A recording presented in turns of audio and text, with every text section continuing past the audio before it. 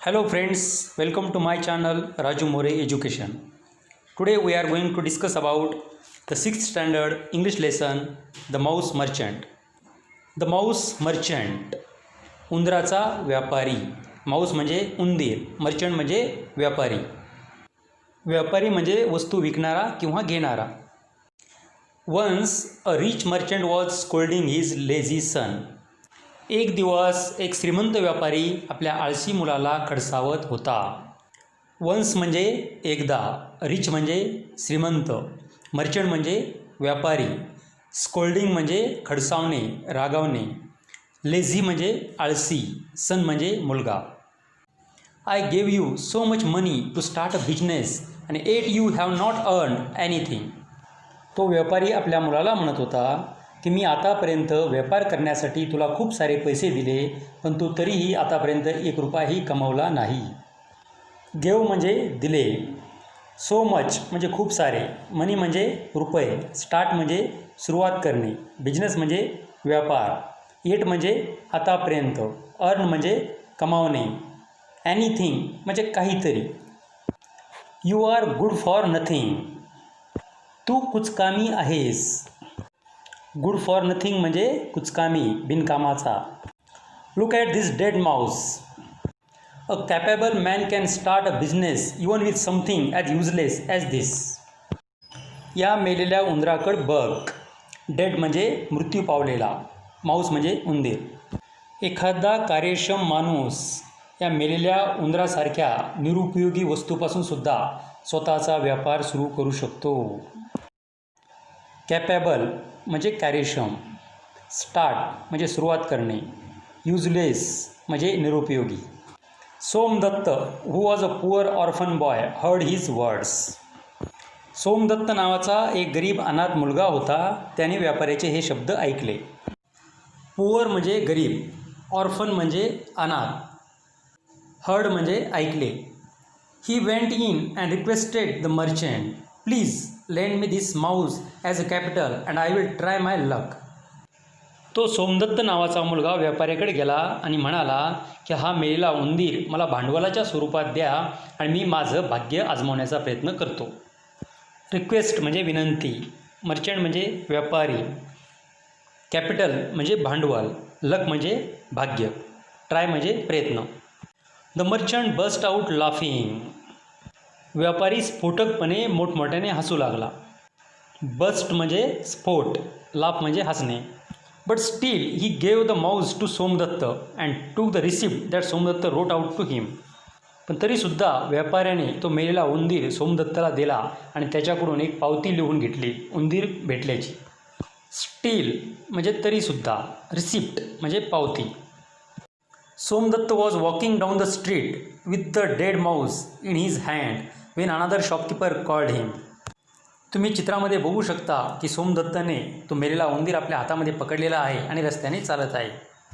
You can see in the picture how the Somdatt took that dead mouse from merchant and taking that mouse in his hand and walking on the street. When another shopkeeper called him, come here boy. तेव्हा त्याला एका दुकानदाराने आवाज दिला की हे मुला इकडे ये. शॉपकीपर म्हणजे दुकानदार. I need the mouse to feed my cat. तो दुकानदार म्हणाला की माझ्या मांजरीसाठी मला हा मेलेला माऊस, हा मेलेला उंदीर लागतो आहे. नीड म्हणजे गरज, फीड म्हणजे अन्न भरवणे, कॅट म्हणजे मांजर. I will give you 2 handfuls of gram for it. मी तुला या उंदराच्या बदल्यात 2 मुठभर हरभरे देईल. हँडफुल म्हणजे मुठभर, ग्रॅम म्हणजे हरभरे. Somadatta accepted the gram. सोमदत्तने त्या हरभऱ्यांचा स्वीकार केला. ॲक्सेप्ट म्हणजे स्वीकार करणे. At home Somadatta roasted the gram well. घरी गेल्यानंतर सोमदत्ताने त्या हरभऱ्यांना व्यवस्थित भाजले. रोस्ट म्हणजे भाजणे, वेल म्हणजे चांगल्या पद्धतीने. Then he took a pitcher of water and stood at the cross roads with his gram and the water. नंतर त्याने एक पाण्याची घागर घेतली आणि पाण्याची घागर आणि भाजलेले हरभरे घेऊन रस्त्यावरच्या एका फाट्यावर तो उभा राहिला. पिचर म्हणजे घागर, क्रॉस रोड म्हणजे रस्त्याचा फाटा. He waited for a long time. खूप वेळपर्यंत तो रस्त्यावर वाट पाहत होता. वेट म्हणजे वाट पाहणे. In the evening when the labourers were returning from the wood they saw the boy with roast gram and water. संध्याकाळच्या वेळी कामगार लोक जंगलातून आपल्या घराकडे जात असताना त्यांना रस्त्यामध्ये हा सोमदत्त भाजलेले हरभरे आणि पाणी घेऊन ते उभा त्यांना दिसला. लेबरर्स म्हणजे कामगार. वूड म्हणजे जंगल. रिटर्न म्हणजे परत येणे. सॉ म्हणजे पाहिले. Somadatta offered them the gram and the water politely. सोमदत्ताने त्या कामगारांना भाजलेले हरभरे आणि पाणी घेण्याची विनंती केली. ऑफर म्हणजे काहीतरी देऊ करणे. पोलाइटली म्हणजे नम्रपणे. तुम्ही चित्रामध्ये बघू शकता की कसे दुकानदारापाशी मांजर आहे आणि दुकानदार तो सोमदत्ताकडून तो मेलेला उंदीर घेत आहे आणि त्या मेलेल्या उंदराच्या बदल्यात दुकानदार सोमदत्ताला हरभरे देत आहे.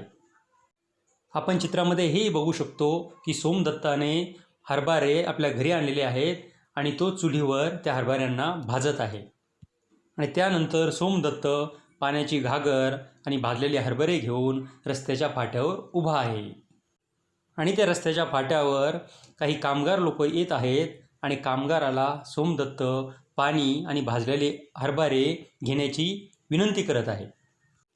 You can see all these things in this picture, in which a shopkeeper having cat calling to the Somdatta and taking a dead mouse from him and giving him a gram, and Somdatta accepting gram from the shopkeeper. And you can also see in the picture how the Somdatta roasted that gram. With roasted gram and water, Somdatta standing on the crossroad. After some time, laborers are coming from wood to their home. They saw the Somdatta on their way with roasted gram and water. You can see in the picture how the Somdatta offering the labor roasted gram and water. But we have no money. 2 sticks of wood is all we can give. ते कामगार म्हणाले, तुला देण्यासाठी आमच्याकडे पैसे नाही आहेत. आम्ही तुला फक्त 2 काठ्या देऊ शकतो. स्टिक्स म्हणजे काठ्या, वूड म्हणजे लाकूड. That's good payment for this simple fare, exclaimed Somdatt. Somdatt म्हणाला की ह्या साध्या भोजनासाठी एवढा मोबदला ठीक आहे. गुड पेमेंट म्हणजे चांगला मोबदला. सिम्पल फेअर म्हणजे साधे भोजन. एक्सक्लेम्ड म्हणजे काहीतरी बोलणे. By accepting 2 sticks from each laborer, Somdatta collected a small bundle of sticks. प्रत्येक कामगाराकडून 2 काठ्या घेऊन सोमदत्ताने त्या काठ्यांचं एक बंडल, एक गठ्ठा, एक मोळी तयार केली. कलेक्टेड म्हणजे गोळा करणे. बंडल म्हणजे मोळी. He took the bundle to the market, sold it and bought some more gram with it. त्याने ती काठ्याची मोळी मार्केटमध्ये बाजारामध्ये विकली आणि थोडेसे अधिक हरभरे विकत घेतले. सॉल्ड म्हणजे विकली, बॉट म्हणजे विकत घेतले. मार्केट म्हणजे बाजार. Somdatta did this every day. He became well non among the labourers as the nice boy who offered tasty gram and refreshing water just for a couple of sticks. Somdatta हे रोज करत होता. तो कामगारांमध्ये प्रसिद्ध झाला होता. कामगारांच्या नजरेत एक चांगला मुलगा जो रोज आपल्याला रस्त्यामध्ये भाजलेले हरभरे आणि एक शुद्ध पाणी पिण्यासाठी देतो आणि तेही फक्त 2 काठ्यांच्या बदल्यात. एव्हरी डे म्हणजे प्रत्येक दिवशी. वेल नोन म्हणजे प्रसिद्ध. नाईस म्हणजे छान. टेस्टी म्हणजे स्वादिष्ट. रिफ्रेश म्हणजे शुद्ध. कपल म्हणजे जोडी. Many of them began to buy his gram every day on their way back from the woods. जास्तीत जास्त कामगार हे आपल्या घरी जात असताना सोमदत्ताकडून रोज भाजलेले हरभरे आणि पाणी घ्यायचे. बिगॅन म्हणजे सुरुवात केली. Somdatta got several bundles of sticks every day because now he had so many customers. सोमदत्ताला आता काठ्यांच्या मोळ्या खूप प्रमाणात मिळू लागल्या, कारण त्याचे आता ग्राहक जास्त प्रमाणात वाढले होते. सेव्हरल म्हणजे खूप, कस्टमर्स म्हणजे ग्राहक. Once when Somdatta was selling the sticks in the market, he met a potter. एकदा सोमदत्त आपल्या काठ्या विकत असताना त्याला कुंभार भेटला. सेलिंग म्हणजे विकत असताना, पॉटर म्हणजे कुंभार, मेट म्हणजे भेटला. He needed wood to burn in his furnace. त्या कुंभाराला आपल्या भट्टीमध्ये जाळण्यासाठी लाकडांची गरज होती. फर्नेस म्हणजे भट्टी. In return for the sticks he gave Somadatta pots for his gram and few pitchers for the water. काठ्यांच्या बदल्यात कुंभाराने सोमदत्ताला काही मातीची भांडी हरभरे ठेवण्यासाठी आणि 1-2 घागर पाण्यासाठी सोमदत्ताला दिल्या. इन रिटर्न म्हणजे बदल्यात, पॉट्स म्हणजे मातीची भांडी. Somadatta did not waste any money.